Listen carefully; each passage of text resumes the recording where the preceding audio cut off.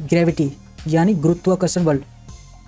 गुरुत्वाकर्षण बल का मेन काम यही होता है कि जो भी इसकी सरफेस पे मौजूद है उस हर चीज़ को यह अपने केंद्र की ओर खींचती है।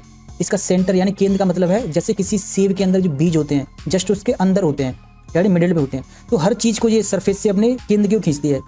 तो क्यों ये जो धरती के अंदर पानी पाया जाता है उसको अपने अंदर नहीं खींच पाती, यानी जो धरती के अंदर पानी पाया जाता है वो क्यों केंद्र में नहीं चला जाता, क्यों अभी भी वो सरफेस पे है?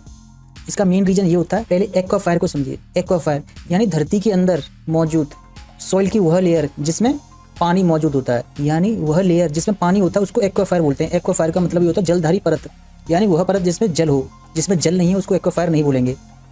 ये कुछ उसके 3 कैटेगरीज हैं। एक्वाफायर लिखा है यानी इसमें जल है, एक्वाफायर नहीं लिखा है इसका मतलब जल नहीं है, एक्वाफायर लिखा है इसका मतलब जल है।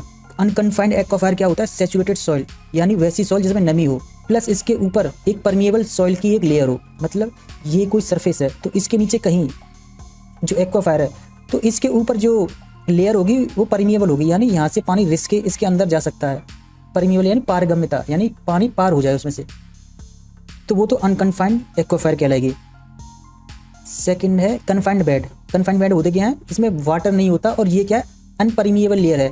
मतलब ये एक ऐसी लेयर है जिसमें से पानी रिस के अंदर नहीं जा सकता। ये एक तरह की चट्टानों की परत होती हैं, तभी ये इम्परमिएबल है, यानी तभी चट्टानों से पानी पार नहीं होता, ये धरती के अंदर पाई जाती हैं।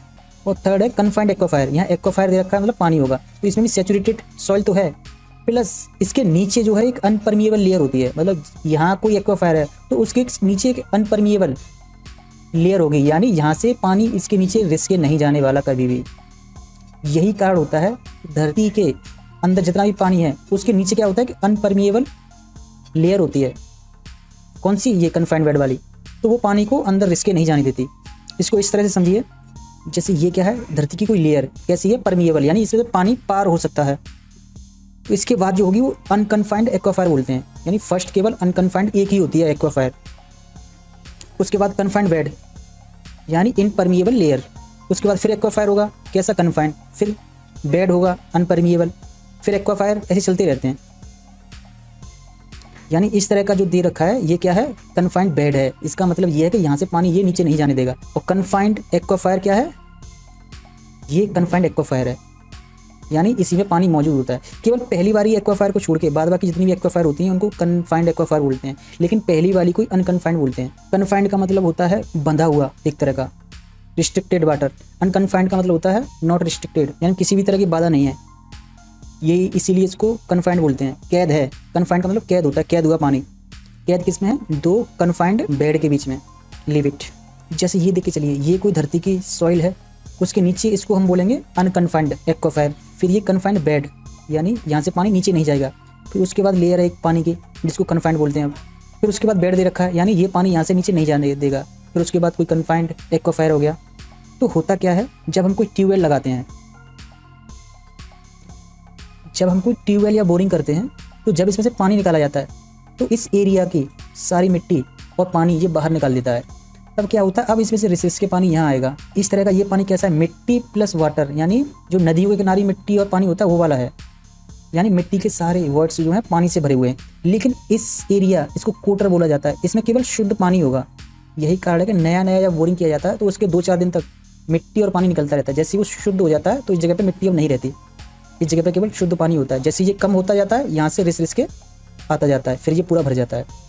ये समरसेबल या ट्यूबवेल जो एक से ज़्यादा एक्वाफायर में लगाए जाते हैं, ये कहाँ था? केवल एक ही एक्वाफायर में था। ये कहाँ है? एक से ज़्यादा, कम से कम 3 में है या 2 में है। तो होता क्या है, जब ये चलाया जाता है तो यहाँ तक की सारी मिट्टी जो होती है उसको बहा के बाहर निकाल देता है।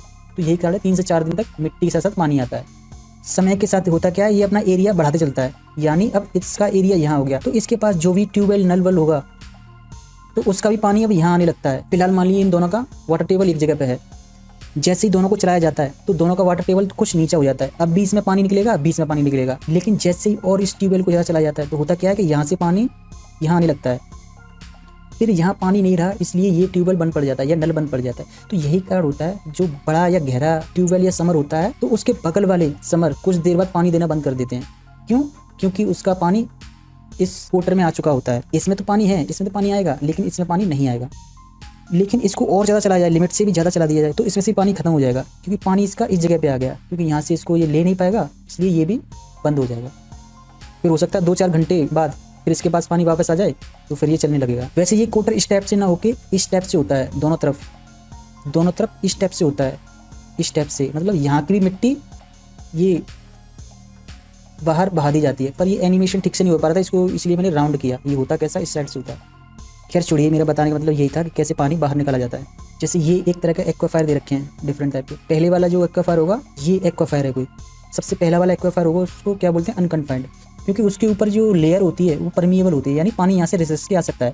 लेकिन सेकंड वाले में क्या होता है, ये पानी रिस्क के नहीं आने देता, तो ये क्या होता है, कन्फाइंड होता है। ये भी कन्फाइंड है। ये क्या है, बेड, क्ले, मिट्टी, चूना पत्थर या उस टाइप का हार्ड रॉक हो सकती है ये, यानी पानी इससे रिस्क के नहीं आएगा। वो आएगा भी तो बहुत कम मात्रा होती है, क्योंकि मिट्टी में पानी डालो तुरंत नीचे चला जाएगा, अगर इसमें पानी डालो ये आने नहीं देगा।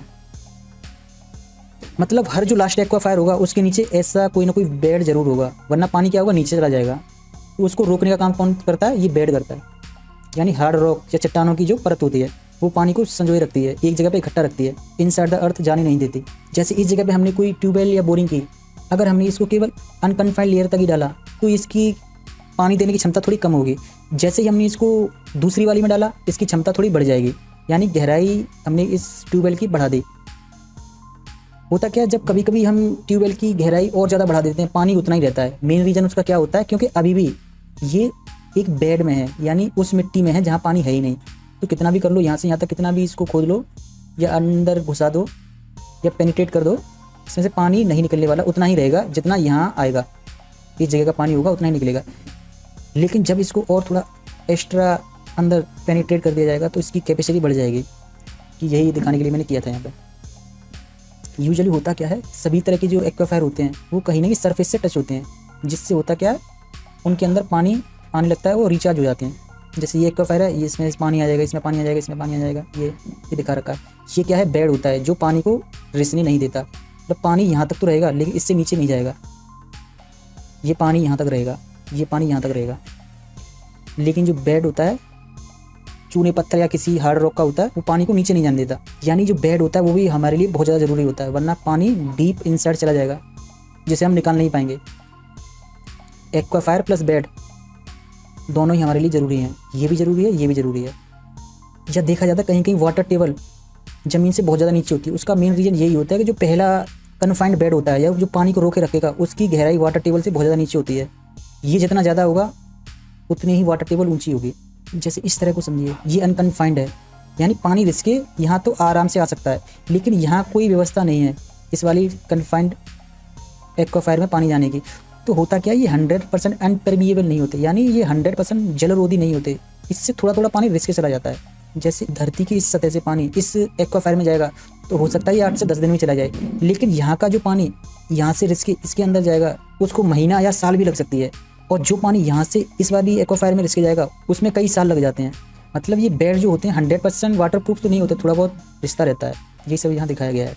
तो इस तरह हमने जान लिया कि वाटर धरती के अंदर किस तरह एग्जिस्ट करता है, यानी कहाँ पाया जाता है, किस हिसाब से रहता है।